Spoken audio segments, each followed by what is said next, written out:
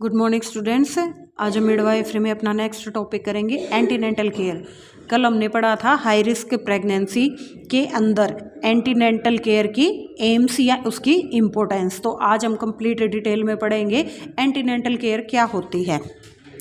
Antenatal care is that care which is provided a pregnant woman during pregnancy for the promotion of maternal health by the health worker for safe delivery called ANC।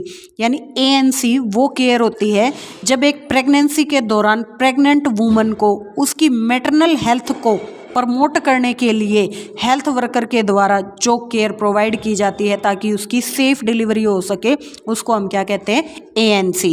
It reduce the MMR। ये क्या करता है, mother mortality rate को कम करने का काम करता है।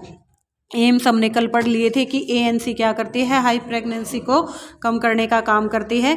इम्पोर्टेंट कंपोनेंट ऑफ ANC के अंदर कौन कौन सी इम्पोर्टेंट बातें जो हैं वो हमें शामिल करनी चाहिए।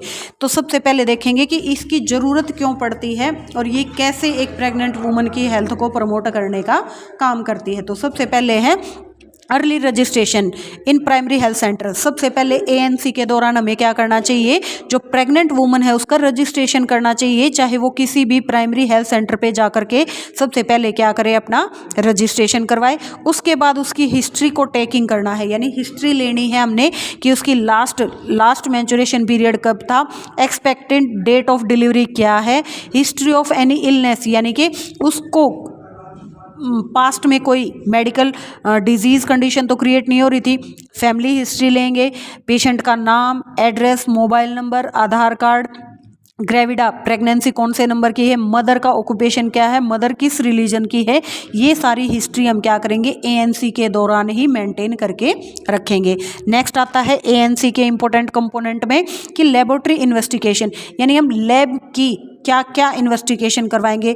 जो मदर होगी, प्रेग्नेंट वुमन होगी, उसका CBC टेस्ट कराएंगे, ब्लड ग्रुप में RH फैक्टर का टेस्ट कराएंगे, HIV, विड्रॉल, शुगर का, यूरिन का, यानी कि सभी टेस्ट हम क्या करेंगे, ANC के दौरान ही करवा लेंगे ताकि हाई रिस्क प्रेगनेंसी को मेंटेन किया जा सके या उसके बारे में पता लगा करके पेशेंट को अच्छा ट्रीटमेंट प्रोवाइड किया जा सके।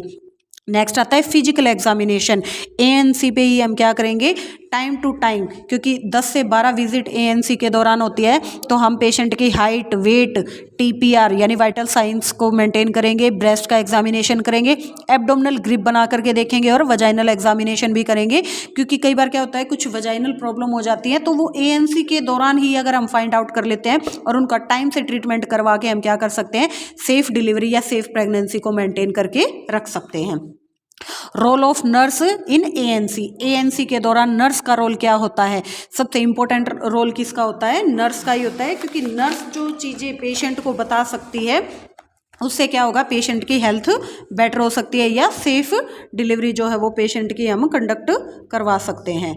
तो नर्स का रोल क्या होगा, advice to mother for regular ANC checkup. सबसे पहले नर्स का क्या होगा काम कि वो मदर को एडवाइस करे कि वो रेगुलर ANC के चेकअप के लिए आए, यानी कि every 4 week up to 28 week, यानी कि जब तक प्रेगनेंसी 28 वीक की नहीं हो जाएगी, 4 सप्ताह में, यानी हर चौथे सप्ताह में वो क्या है, या 1 महीने में जो है वो 28 वीक तक हर 4 सप्ताह के बाद उसके पास रेगुलर चेकअप के लिए आए। देन एवरी 2 वीक, जब तक 36 वीक नहीं हो जाते तब तक क्या करना है, 2-2 वीक का गैप देके उसको ANC की विजिट के लिए आना चाहिए। Then every week till delivery, और 36 वीक के बाद अगर डिलीवरी नहीं हो पाती है तो क्या करना है, हर सप्ताह जो है वो डिलीवरी के लिए या चेकअप के लिए, जब तक डिलीवरी नहीं हो जाती तब तक चेकअप के लिए ANC पे प्रेग्नेंट वुमन को जाना चाहिए। नेक्स्ट है to prevent constipation, help of fibre food. ANC के दौरान अगर हमें पता चलता है कि पेशेंट को कॉन्स्टिपेशन की प्रॉब्लम है तो उससे प्रिवेंट करने के लिए हमें क्या करना चाहिए, हाई फाइबर डाइट के बारे में पेशेंट को या प्रेग्नेंट मदर को बताना चाहिए। To reduce fear of pregnancy of mother के प्रेगनेंसी को या डिलीवरी को लेकर के जितने भी डाउट हैं, फियर हैं, उनको कम करने की कोशिश करनी चाहिए। नेक्स्ट है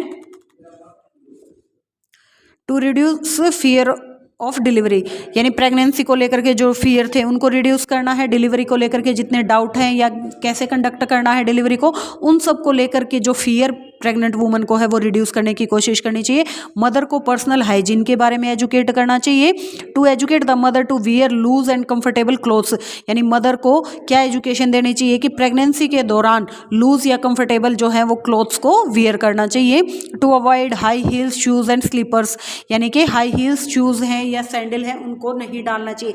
ये सब चीज़ें जब नर्स प्रेग्नेंट वुमन को बताती है तो वो क्या होगी, उसकी सेफ डिलीवरी में हेल्पफुल होंगी।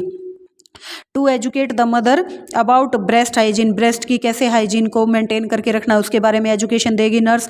प्रॉपर इम्यूनाइजेशन के बारे में एजुकेशन देगी कि टाइम टू टाइम प्रेगनेंसी के दौरान जो टीटी के इंजेक्शन लगते हैं वो नर्स को वो पेशेंट को कब कब लेने हैं। To educate the mother avoid hard coitus, यानी सेक्सुअल एक्टिविटी को अवॉइड करने की एजुकेशन देनी है। Don't take any medicine without doctor advice, nurse का रोल क्या होगा कि एएनसी के दौरान प्रेग्नेंट वुमन को ये बताना कि विदाउट डॉक्टर एडवाइस कोई भी मेडिसिन जो है वो पेशेंट को नहीं लेनी है। To educate the mother about personal hygiene के बारे में बताना है। इमोशनल सॉन्ग्स को अवॉइड करना है। हैवी वेट लिफ्टिंग को भी जो है प्रेग्नेंट वुमन को अवॉइड करना चाहिए। तो इन सब चीज़ों के बारे में एजुकेट करना है। रेगुलर एएनसी एक्सरसाइज के बारे में बताना है।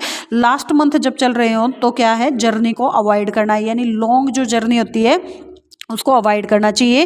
प्रॉपर सप्लीमेंट्री डाइट लेनी चाहिए, जैसे आयरन, फोलिक एसिड की टैबलेट है।